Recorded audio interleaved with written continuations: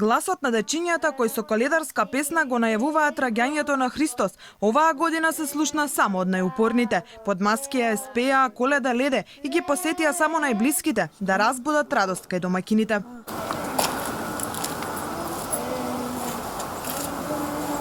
И пред соборниот храм Свети Климент Охридски верниците не се откажаа од традицијата, ама дисциплинирани, на растојание и предпазливи. Не се пееа ни бадниковите поворки од коледарите. Деновиве ќе ги поминат во кругот на семејството. Очекуваме една убава дружба, како денеска, така и утре на Божичната трпеза со нашите блиски, најблиски. Лекче, постна сарничка, риба, гравче, се поред како што перата ни налага. Величествено.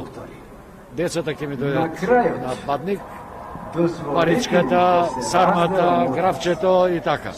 Кога ќе падне паричето, да има среќа, перичет и све што посакува. Единствено не изостана предавањето на бадникарскиот ќуб со гранчиња од стариот на новиот кум. Годинава кумството го презеде доктор Никола Пановски. Заедно со здравичарот традиционално со пајтонот наместо кон водно се упатија кон своите домови. Само уште малку трпение да не расипиме работата на крај. Ќе имаме побава година и до година да се собереме како што приличи на секој бадник овде оро да се игра музика, па и ракијче да се напиеме. И Македонската православна црква се прилагоди на новите услови кои ги донесе пандемијата.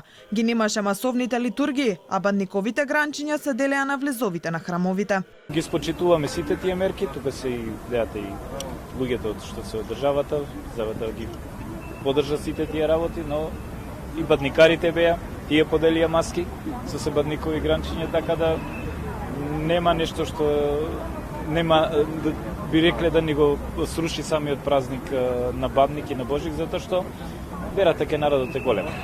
И они ке направат се само за да си дојат во црква и посетат овие денови што треба.